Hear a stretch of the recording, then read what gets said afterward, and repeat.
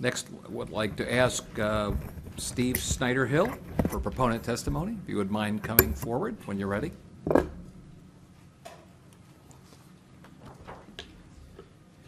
Mr. Chairman, members of the committee, and distinguished guests, before I start, I have some prepared remarks, but I just don't want anybody to misunderstand that if I show a lack of emotion or even anger, that is just how I mask the pain of what happened to me and the anger that this continues to cause me.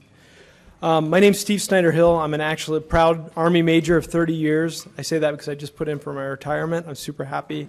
I'm going to be retiring from the Army after a long service since 1988. I'm a resident of Columbus, former Ohio State University students, and all three of those distinctions are important today as I come before you and ask you to support House Bill 249 to rescind the statute of limitations for those who hope to hold Ohio State, other state colleges accountable for their actions, or more accurately, inaction in the cases of sexual assault and abuse. The Army lists 7 core values to every new recruit that's embodied in the way that we live and signing up to serve our country. Those are duty, honor, integrity, loyal, personal courage, respect, and selfless service. So as an Army major, I try to use those core values every day in both my military and civilian life. And as an American, I hope the qualities that I'll aspire to as well. As a citizen of Ohio, I hope those values that you will pursue today. So here's my story. In 1995, I went to Student Health Services to Ohio State to seek medical attention for a lump on my chest. I went to Dr. Richard Strauss, and instead of treating me, he sexually assaulted me, like you're hearing others say. Dr. Strauss asked unnecessary and inappropriate questions about my sexual orientation, my sexual desires. Then he performed what he said were necessary testicular and rectal examinations on me without gloves, neither of which, of course, was actually anything necessary that I had to do for the reason that I sought medical attention in the first place. And when Dr. Strauss finally got around to checking the lump on my chest, he laid me down and he pressed his pelvic area against my side. And while I sat there vulnerable, I could feel his erect penis pushed against me and prolonged during the examination of my chest as he sat there and rubbed my chest. It was horrific and intimidating. I complained the very next day. This is my complaint from 1995.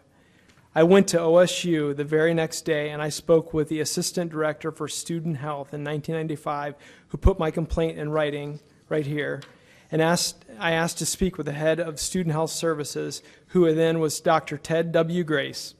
At the time, after speaking with Dr. Grace, he arranged a meeting and put me in front of my predator, Dr. Strauss, OSU's Director of Counseling, and Dr. Grace.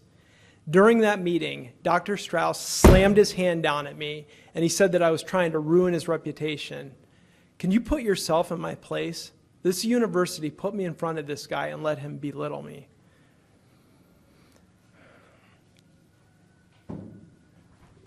I was traumatic to be confronted this way by this man who just sexually abused me. And at the end, OSU's employees said that this was all a misunderstanding and I was confused and mistaken about what had happened. That's what they told me. But I couldn't have been more right.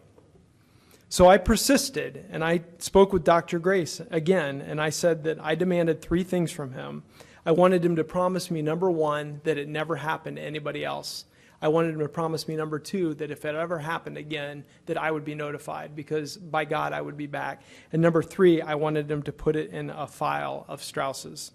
So he sat there and he listened to everything, and I talked him through these medical forms and asked him to make these changes to medical forms, which they provided me in 1995. And at the end of the phone call, he said, "That's fine, I think we can do all that." And so I said, "That's fine, then put it in a letter to me." And there was silence on the phone. And that's the letter that I have today from Ted Grace, where he lies to me all 3 times about Dr. Strauss and assures me that nobody had ever complained before, when in fact, we've had 20 years of complaints. So, I'm sorry, I'm going off my script because I'm actually just telling you what happened. Dr. Grace falsely accused me and said that nobody had ever complained before.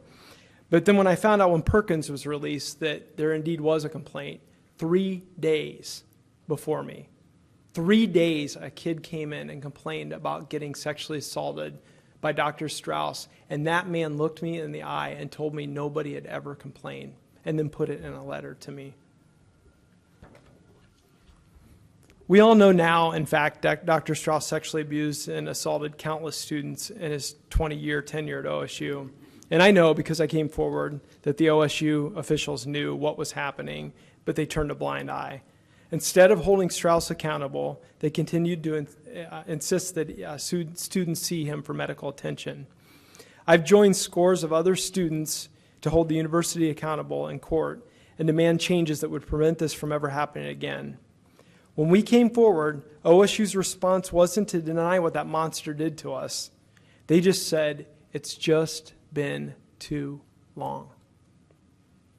For many students, Ohio's statute of limitations presents an obstacle for ensuring that OSU is held accountable for what the school officials allowed Dr. Strauss to do again and again and again. If they had listened to me, Brian Garrett would not be sitting in that seat right now, because it happened after me.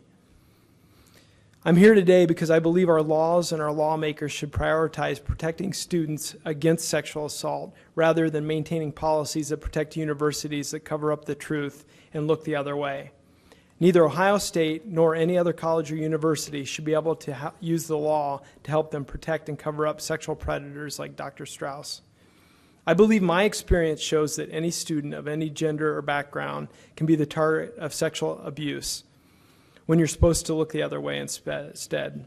Today I'm asking you to send the survivors a strong message that Ohio's leaders will no longer look the other way. And let's send Ohio State a message too, that time doesn't undo the damage inflicted when predators like Dr. Strauss are given free rein to abuse young people, and the law shouldn't either. Our laws and our rules, basic moral decency, should demand accountability for people like Dr. Strauss who enable them. The committee should be the first step in making sure this happens. Ohio State had 4 decades to do the right thing, but never lifted a finger to stop Strauss or to help any of the students abused.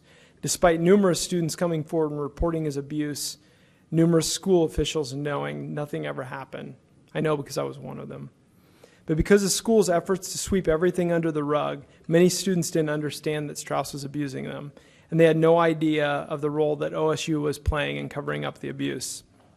And now they do understand these things, and OSU wants to lean on Ohio's statute of limitations as a way to try to make its responsibility for what happened evaporate into thin air.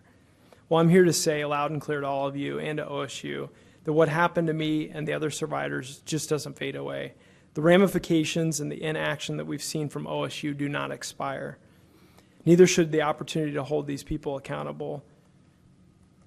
So on behalf of those abused, assaulted, and mistreated by Dr. Strauss and OSU, I ask you for action, a vote on House Bill 249, a vote to uphold the strong core values that have always made the armed forces in the great state of Ohio strong: duty, honor, integrity, loyal, personal courage, respect, and selfless service. Please show OSU the power of those values to effect change that it's refused to make on its own. And in closing, I just want to say this, that, on a Friday afternoon, OSU will throw out a soundbite to people like that we're going to be the leader in a sexual assault task force.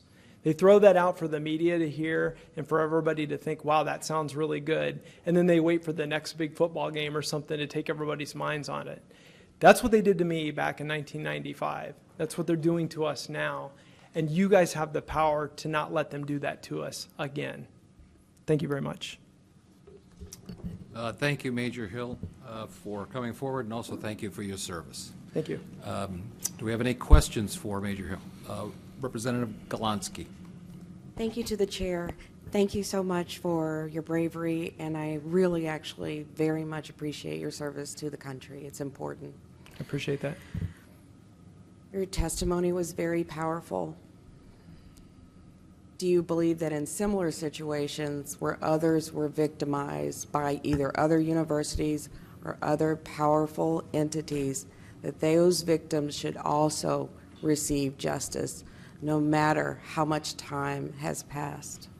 Absolutely. I think that when somebody can look you in the eye and lie to you and tell you that this has never happened, how can it isn't fair for me to say it's just been too long. You lied to me Do you understand the trauma that you go through 24 years later to see that guy's face on TV and to smell his breath? I could smell his breath when I saw his face, and all I could think is I did everything humanly possible that I could do to stop him, and they shut me down. They told me I was confused and mistaken. And then to sit here today, there's so much anger and rage that it's hard for me to come across this hurt because I'm so angry. That just masks everything else.